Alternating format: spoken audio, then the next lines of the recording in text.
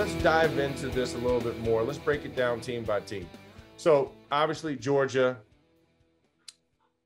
what else can be said? They are the best team in the land. They are the number one squad. You're not going to beat them. They are a juggernaut right now. And that defense makes Stetson Bennett look like the best QB in college football right now, because they just give him opportunities, short fields. They put the pressure on the opposing offenses. You can't score the points that Georgia can. And, just kind of, are they the only invulnerable team up here in the top 10? Absolutely. I think when you look at Georgia, I mean, they're ruining opponents' seasons, not just beating them up on Saturday, but they are ruining opponents' season. Look what they did to Arkansas. They beat Arkansas. What Arkansas do? They ended up losing 3 straight, falling out of the top 25, right? Look at Kentucky. They beat up on Kentucky. What Kentucky do? They lost 3 straight. They fell up out of the top 25. Look at now your Florida Gators. They beat up on Florida. What does Florida do? They go next week and the wheels come off against South Carolina. I mean, Georgia is beating folks 2 and 3 times when they're only playing them once on any given Saturday. So, yeah, Georgia to me is the only team in the country right now that I think if you just turn their film on, I don't give a damn what their schedule looked like. I don't care where they started. I don't care that their quarterback, leaves a lot to be desired.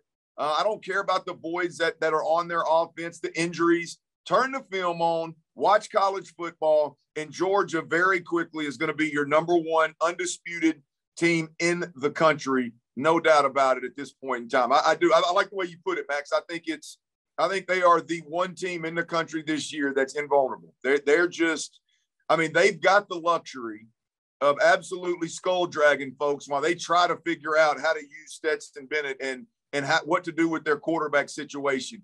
I think I read somewhere today, correct me if I'm wrong, but I think I read somewhere today or earlier this week where Stetson Bennett's averaging 14 attempts per game. 14 attempts per game. I know he only threw it 11 times against Arkansas, but damn, 14 times a game. Like, you've got the luxury of taking the risk completely out of offensive football. They literally are existing and dominating with, hey man, we're gonna go out and play the lowest risk football that we can offensively, and we are gonna squeeze the hell out of your neck, and eventually you're gonna make mistakes that are gonna hurt you, and we're gonna run away with the game. We're gonna separate, that down the stretch or late in the first half like they did against Florida. If you start the game with a false start and you're 1st and 15, you're done. They've got the luxury. They've got the luxury, Max, of not only being the best team, but being so damn dominant that they can give Stetson Bennett a couple extra games if they need to really decide if he's the dude, right? Can they win a championship with him? It's borderline unfair, but hats off to Kirby Smart and company, because they built an absolute monster up there.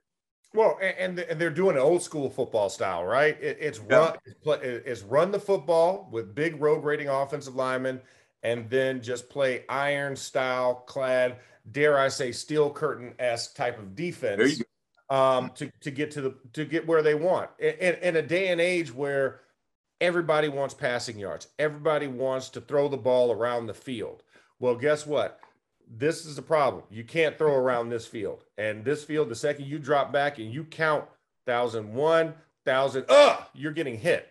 You know what I'm saying? Like that's something that's an old school mentality, and Georgia's just doing it better than everybody else.